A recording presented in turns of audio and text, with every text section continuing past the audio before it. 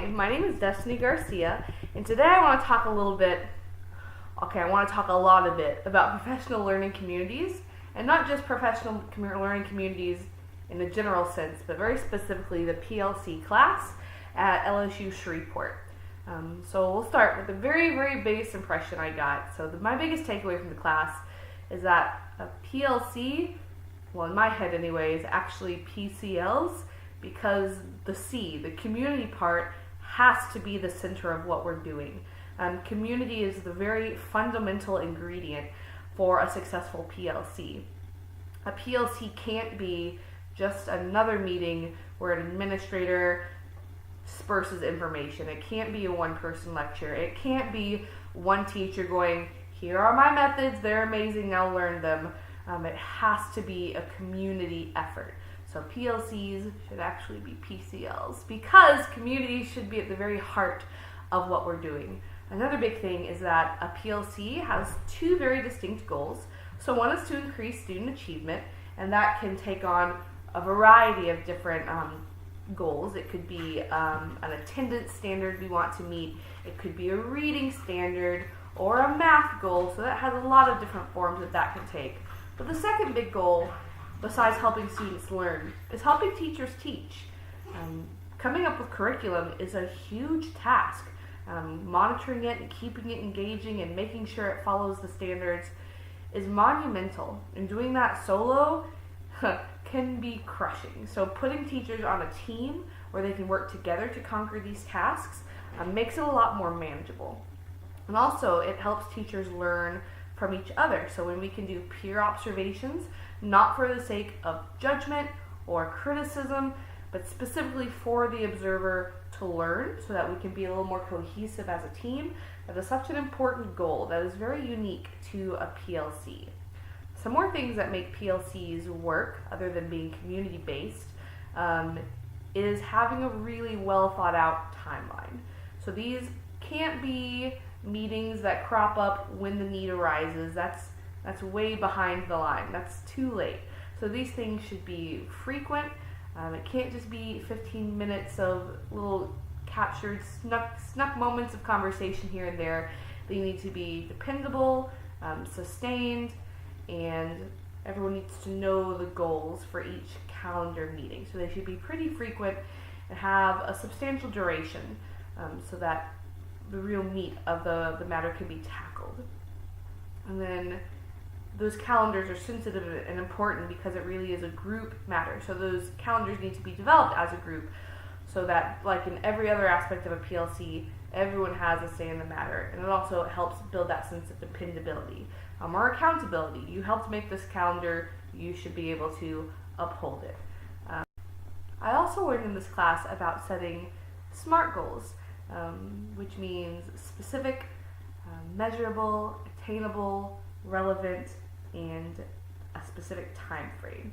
That's kind of the key element that we forget in goals sometimes. We set this nebulous, here is what we want to accomplish, but really having a time frame and a time that we want the goal to be accomplished is a great motivator to actually making those goals happen.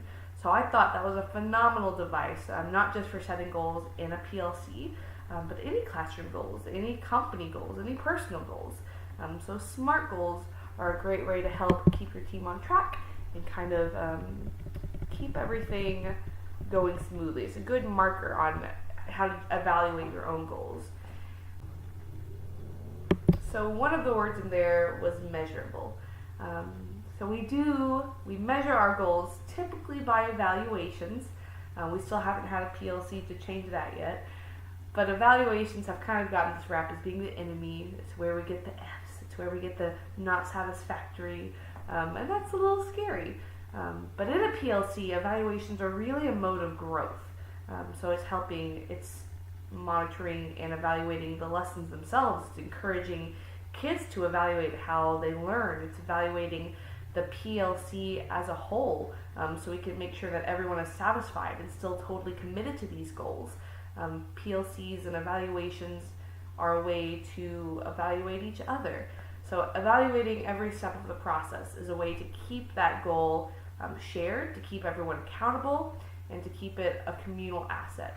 by being kind of frank and upfront and transparent in our evaluations and inviting everyone to that table.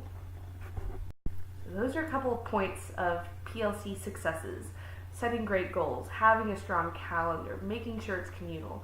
But there are also some critical points of failures that a PLC can experience. And one of the biggest ones is negative personalities and toxic mindsets. Because it is a community, there's always that threat that you might have a less than positive personality in your group. And learning to mitigate that and having ways for that person to express themselves and get back on board with the mission is critical to a PLC being successful, and also a point where a lot of PLCs can fail. There's a lot of toxic mindsets that can derail a PLC because it is so personal. There's a lot of, this isn't my job, or this is dumb and I don't think it will work. So many toxic mindsets could be absolutely disastrous to a PLC. And that's one of my major takeaways, because one of my own toxic mindsets is that seeking help makes me look bad or incapable. But this class really helped me learn that working as a team makes life better for everyone, and it's not a failure at all. So that's one of the most useful things that I learned in the PLC class at LSUS. Another big thing that I learned that I'm definitely going to take away into my future career are leadership assessments. One of the very first assignments we did was taking the love languages assessment and some other ones like colors or directions, and that really helped me learn a lot about the type of leader and learner I am. And maybe learning about that me is important, but what's more important and what's more useful is learning it about other people. It's practically mind reading. When you can know what motivates your team members or your coworkers or your employees, knowing how to encourage them, knowing how they think about things, that is practically mind reading, and that can make you excellent at your job. That's another one of the big secrets I learned in this class, that often doing the things that aren't my job are the things that make you excellent at your job. So no, learning to deal with difficult coworkers isn't in your job description. It's not your job to babysit them or to be a counselor or a therapist. But man, when you learn those skills, you get really amazing at managing a team. And I feel like if I applied that, I'd be a stronger manager. I'm not a teacher. I manage the Shreveport Aquarium, so I work with a lot of different age ranges, lots of different demographics, and getting everyone to work as a cohesive team, I feel like the skills that I've learned here will absolutely be applied. So I'm very excited to start utilizing some of the leadership assessments. So not only I can better manage, but I can better care for my coworkers and employees. So it'll let me know how to respond most positively to them and how to pull the best out of them. Those assessments will be absolutely better used or more used in my future career. And then the big hairy truth, the BHT, the big hairy truth about PLCs that I learned was that it's not a tame plan that you can put on a piece of paper and it just stays there in words. Because it's community-based and it relies on people, is that it is always changing. PLCs are welding real people and real personalities together with a common cause. It's not a piece of paper. It is alive and it is hard. It takes effort. It is hard, but the results that you can achieve through a PLC are incredible. So the hard road is absolutely worth it.